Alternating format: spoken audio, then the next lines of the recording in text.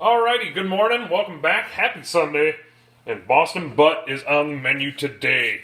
Real quick to get this thing ready, pulled it out of the package, rinsed it off, patted it dry, rubbed it all down in olive oil, and then no big dicks, this is another homemade rub that I did. It's salt, pepper, and that Killer Hogs barbecue rub to give it some color.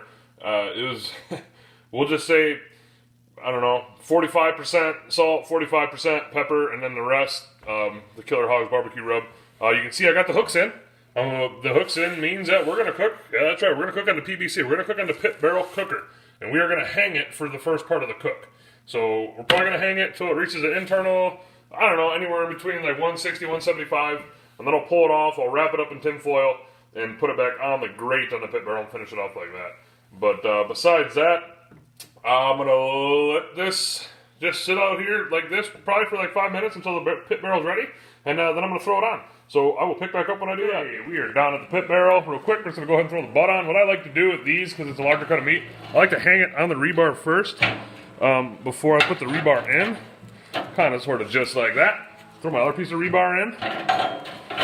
And I'm also going to monitor the temp. You really don't need to with the pit barrel, but I like to, just so I know where it's at. Sometimes it's cooking a little cool for me, especially today with the butt. This is like a 7.5 pound butt, and it's already almost 10 o'clock, so I don't want to be eating that 10 o'clock tonight.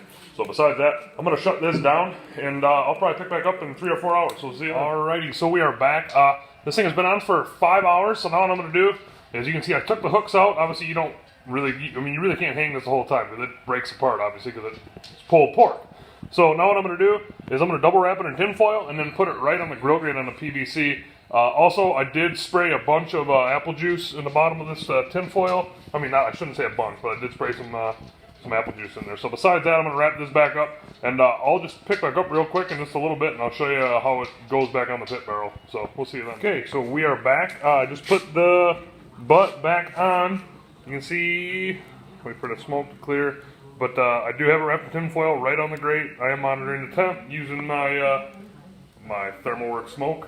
And yeah, I'm going to go ahead and close her back down, and hoping this thing will be done in, say, 3 hours-ish. So besides that, I probably won't pick back up until we're ready to cut into it, or ready to pull this thing apart. So we'll see you then. Alrighty, so we are back.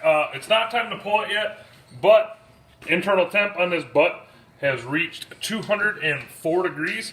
So now what I'm going to do is I'm going to wrap it up in some towels here, and I'll just quick show you it as I do it. But I'm going to go ahead and let this thing rest for about at least an hour. I'm thinking closer to 2 hours, seeing what time it is right now. So this thing cooked all the way on the pit barrel in about 7 hours. This was about a 0.3 pound butt. So it's nice to do it on the pit barrel when you're kind of strapped on time, because the pit barrel, obviously, you're cooking right over the coals, and the pit barrel runs usually in between 275 and 300 the whole time. So I'm going to go ahead and leave this wrapped up like this for, like I said, hour and a half to 2 hours, and I'll pick back up when it's time to eat. Alrighty, so we are back, and here is the pulled pork. Yeah, and just if you want to see it, here's the bone. I didn't televise that, or I didn't put it on video because everybody does that.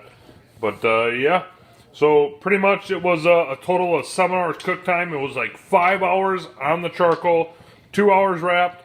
Let it rest for 2 hours, just pulled it, and you can see that we got a lot of nice pulled pork. Let's just go ahead and try a piece.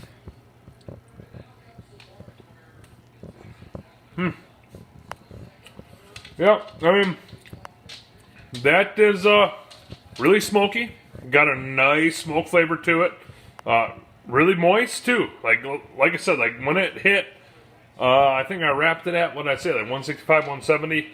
I wrapped it up with some apple juice and retained a lot of the moisture of it, so it was good that way too. But yeah, I'm going to go ahead and eat.